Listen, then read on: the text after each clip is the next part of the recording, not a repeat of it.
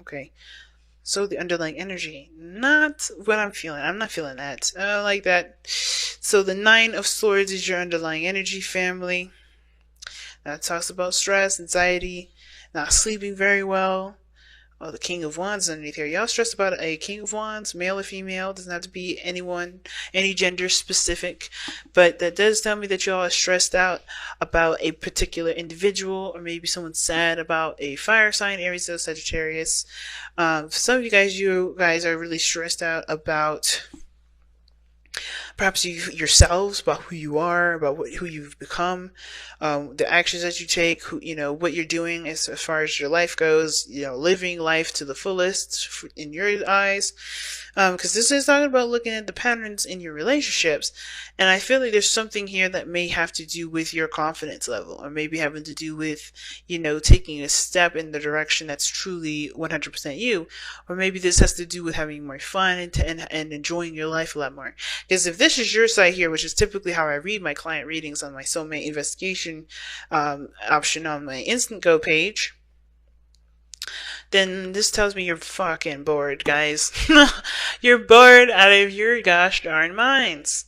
Your mind is like bleh, pretty much like I'm not interested in this, I'm not interested in that, everything's the same, I don't care.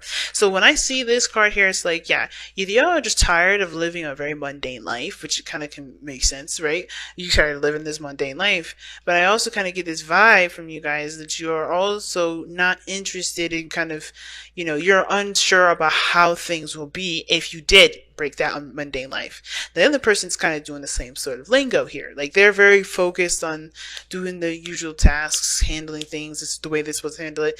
They're moving very slowly. They're also taking their time with situations. But I kind of get this feeling that this person is, looking to, I think it's weird. They see this relationship as something of great value, which is why it needs to take a very slow time for them, if that makes sense. They're taking their time, they're taking it slow because they see the great value in it. They don't want to rush it, they don't want to push it, because they understand that, or maybe they feel, not understand, but they feel that this relationship deserves the time that it needs for it to be be as strong as it needs to be. And I'm like, you're like, where are you getting that from? Well, take a look at where they're coming from, which is this Eight of Pentacles here, as the reason as to why they think the way they think.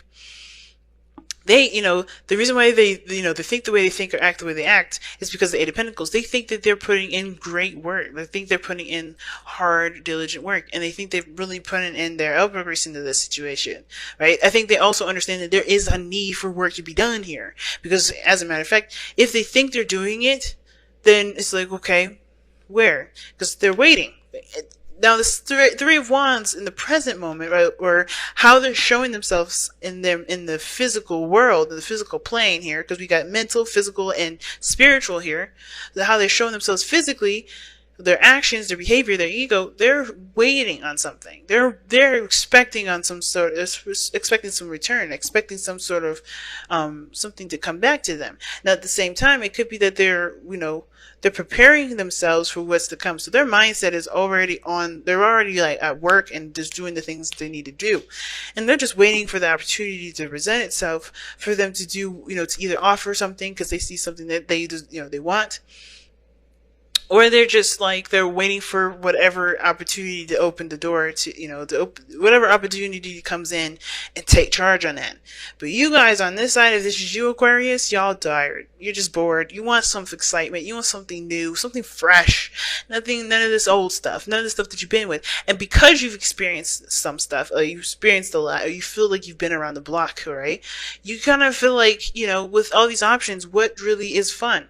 And I think this is honestly not a bad card, the Seven of Cups, because it can influence ideas and new, dreams and fantasy. It doesn't, it's not a bad thing. Now, what I do see here is that for some of you guys, if you guys are really in tune to your intuition and you guys are tarot readers of your own, you're your own guiding system, whatever, which is awesome, and never downplaying that. Some of you guys may be having, it's not psychic attack dreams, but dreams where you are interacting in them. Like there's something in regards to interactive dreaming somewhere. Or dreams where there's like where it's definitely affecting your either your day to day, your energy levels, what have you. Because you got here, the card for not really sleeping very well, and then you have the Seven of Cups, which is dreams anyways, fantasies. It's not reality, but you're trying to find what's real through the unrealistic. You know what I mean? Through the glitz and glamour. It's like all that glitters card in this deck, but it's you're just kind of like trying to find what's the hidden meaning behind behind each of these cups, and if that hidden meaning behind that cup is truly what you want to pursue. So you guys are trying to figure out what makes you happy. Some of you guys are still in the process of kind of, figuring out, going through Fantasyland, trying to entertain an imaginative portion of your life, trying to at least generate some imagination to come up with, conjure. And it's hard to do when you've already experienced half of the stuff you experienced. So you're doing all this based on relying on what you know. And I feel like what you have to do right now, guys, is truly go on faith, go on a different direction, go on a different journey, go on an adventure in an area in which you don't know. Touch on territory that you didn't think of. And it's hard to do, especially when you're like, I only know what I know. I can't know something that I don't. But you do know what you don't. You have everything laid out in front of you of exactly what you've already experienced. What things, after those things, what is there? What else is there? And if you can't truly come up with anything, that could be really hard in itself, right? Then if there's an opportunity that you've never heard before, I think it's important to take an opportunity, or take that opportunity and figure out what it really what the real hidden meaning is behind it before truly accepting it as your truth or as your new adventure. You know what I mean? But I feel like there's a lot of emphasis on what you already know. There's always an emphasis on what you've already experienced. So the reason as to why you think the way you think and presenting yourself the way you present yourself is because of everything you've experienced. It's because of this desire to go on a new adventure, to start anew, to do something differently than the usual. You want to start again, start fresh. It's understandable that you want a new beginning, but how are you going to get this new beginning, right? It's like, what do you need to do? And it starts by what your patterns are, right? And I feel like ultimately your patterns and your behavior do need to change, not because you're doing something bad, but only because in order for you to start something new, it has to come from you first. It always does. And again, want to be 100% clear. Because I say that does not mean that you're doing anything wrong. Doesn't mean that you're causing yourself grief. Doesn't mean you're causing yourself disappointment. Doesn't mean you're causing yourself depression. None of this is happening. That's not what I'm saying. What I am saying though is that if you want something new, you have to tread in a different direction. You may have to do it by taking a leap of faith. Because ultimately, as much as you probably want to have a bit more background before jumping into something, you kind of have to just take a leap of faith. Because the Fool is coming up in your reading here, and it does indicate taking a leap of faith. Now, let's take a look at what brought you both together, which I find so odd, right? It's the Eight of Wands. And why is it odd? Well, because it's talking about communication. And I don't really see a lot of communication. I see a lot of waiting. Now, if this is a relationship in regards to waiting on somebody to respond, this person's waiting, and you're waiting. Like, either they sent out a message and you're waiting for this return, or you're trying to figure out what the fuck you want to do with that kind of message, because it could mean anything, and therefore they're waiting and, handle their business. And in the meantime, as you're trying to figure out how you're going to respond to this. But I feel like their message may be something that you feel that you've already dealt with before. But I kind of have a feeling that this person may be doing, maybe different, or maybe handling something different, or maybe this is going to be the same time around. But I think for some of you guys are very much aware that this is going to be the same shit over again. So it's interesting that the way you guys meet has a lot to do with communication, instant messages, back and forth communication, or that the fact is that you guys met during a time where things were really picking up speed, where things were moving very fast, where there was a lot of progression in your life. But the challenges that you guys face is the Five of Cups. So The Five of Cups being that this is a challenge that you both face, like if you notice, the person is that person is looking at the three cups that you're looking at here, but this is spilt over. This is done.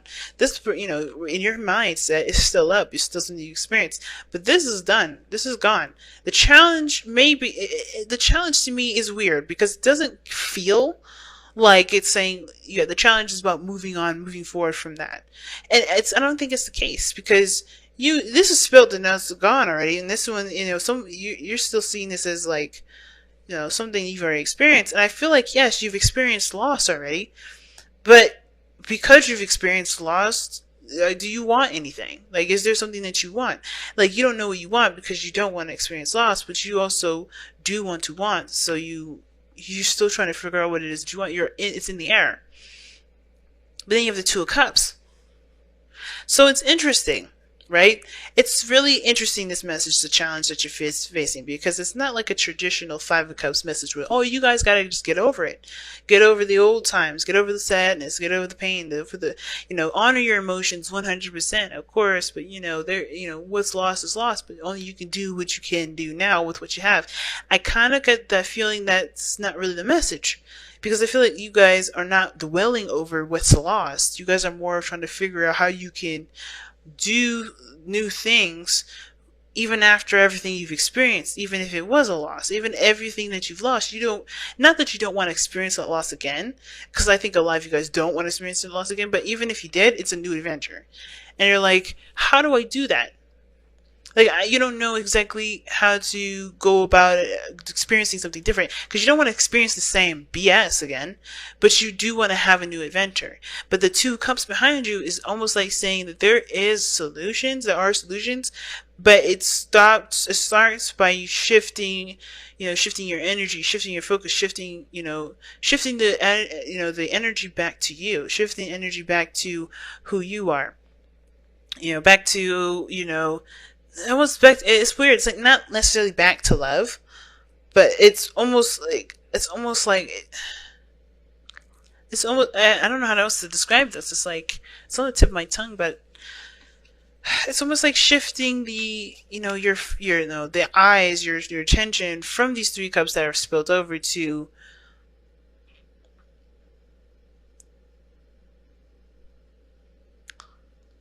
it could be back to love, honestly. And I don't want to say that because I don't feel like that is really what it's trying to tell me. But with the Two of Cups being two people, I think starting new friendships, meeting new people, and doing so without the expectation.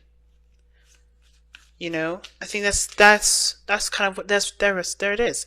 It's love comes in all forms. You guys teach us that with Valentine's Day being in your time of year during Aquarius season. We learn unconditional love on Valentine's Day. We learn unconditional love the entire Aquarius season. But I feel like this is one of those things, right? I feel like you guys are trying to shift your focus towards new possibilities, new lives, new dreams, but it's hard to do when you don't have a crew, when you don't have friends, and you don't have people you can connect with. And I feel like in that sense, you kind of isolated yourself in a way. Like, you've isolated yourself, and you don't really know how to not isolate yourself and protect yourself at the same time. It's like you're kind of stuck between a rock and a hard place, or a hard place and a rock place, whatever. And it kind of feels like you guys want to protect yourself from whatever the situation was, but you also want to have new relationships, but you don't really want to do all the work that you've just done with that all over again. Like, you got that lesson good and it's drilled in, but you don't really want to be by yourself either. You know what I mean? It's weird. I'm gonna pull one more for it. Yeah, Two of Pentacles. Juggling, trying to make a decision, a practical decision, and it feels like it could be about boundaries, man. Because the Two of Pentacles is about juggling, is either juggling stuff, making sure there's a balance, but it's like that, ignoring your emotions sort of bit. But I feel like you're trying to figure out what's worth the trouble, not really worth the trouble, but like, you're trying to figure out which of these options are more valuable and worth pursuing to you, And that makes a lot of sense. Now, why does this person have the Eight of Pentacles as the reason? Wow, as the reason as to why that they're working so hard, or the reason why they have the Eight of Pentacles is the reason why they're presenting themselves as the Three of Wands and the Knight of Pentacles, and it's because of the Six of Cups. Yeah, they know that there's work that needs to be done with this connection. And I think you guys are just trying to move on. You all have totally different stories here. But you guys have very similar stuff going on. Both of you guys are like waiting for some sort of epiphany or something to come in and click. Something to just make sense. But I feel like the only way for things to make sense is if you change yourself to make sense, if that makes sense. To make whatever you're waiting for make sense, you have to be the person that adjusts to what needs to change to make the sense. Because look at the pattern in your relationships, and then everything here with this person's action oriented, and all of this over here for you guys. If this is you guys, if you resonate with this side at all, all emotion pretty much. Whoa. So let's take a look here and see what other advice or information we can get to kind of help tie this reading up. Regeneration. Wow, that's interesting. Because this is very similar to Judgment in the tarot, where, the situation may seem like, all is lost, there's not really much to recover. But then, the tree still, starts to bloom and starts to grow despite the volcano coming in and pretty much burning everything away, right? This is the life coming back from a situation that, you thought was dull, thought was over. And I feel like, so that's even more powerful, right? I think the thing is that you guys are bored and having a hard time figuring out how to start life again, because what had died is a piece of you that's gone with it, but you still have that fiery energy, you still have that passion, you still have that excitement. What we saw here with the King of Wands and the Nine of Swords, you are not the same person that started out with all this situation. Like, you've done the fool's journey millions of times, and you've gotten all those lessons, but you want to be that fool, but not that knows everything and doesn't have to kind of run into all those, crazy calamities again, right? The problem isn't the fact that you've experienced loss. It's like, how do you become the youthful, the youthful spirit that you are, that, how do you let yourself be who you are, and still understand that everything still happens for, not understand everything happens for a reason, but still pursue life as if you had no idea what was coming at all. How do you approach the situation in a very youthful way, but not be naive? So how can you embrace yourself completely, youthfully and all, and not be, and not make the same mistakes that you've done before, or not go in the direction that you've already experienced? How can you be the fresh new energy that's experienced, that knows everything, that's done everything? It's a hard one, family. And I feel like it's because, I feel like with regeneration, it's saying that you already are those things. You have this, you already are doing it. If you see yourself as already being that person that's youthful and energetic, that's been around the block, then there's really nothing more you could do other than to act like the fool is. Just go on a new adventure, just start something fresh. Pick a path, pick a journey, pick a dream, and then run with it and see how you like it. You can know the outcome of it, or you can trust that you'll be able, to trust that in the moment of everything that's happening, you'll allow your seasoned self to take care of you as you have your youthful side just exploring and be free and to be your youthful self, right? It's an interesting reading this time.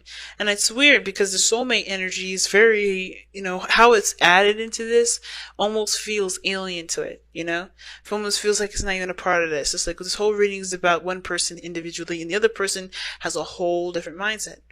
But the way they're doing this too is like they're looking to repair something, or they're looking to build on a sort of relationship of the past. This person's issue here would be the original meaning I would have for that Five of Pentacles, Five of Cups rather, that you see here as the regular challenge for you, because this person is trying to relieve or like try to overcome the struggles or the loss of the past to really, to reconnect with the person that they have, that they still feel connected to, which is the Six of Cups. And I don't know what they're waiting on. That's the part that's interesting to me. What is this person waiting on? What is this person expecting?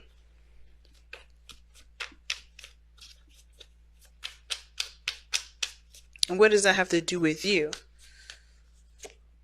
The Two of Cups. Holy crap. Soulmate card after soulmate card. Family, this is crazy. Six of Cups, Two of Cups, Five of Cups, even the Two of Cups is right there.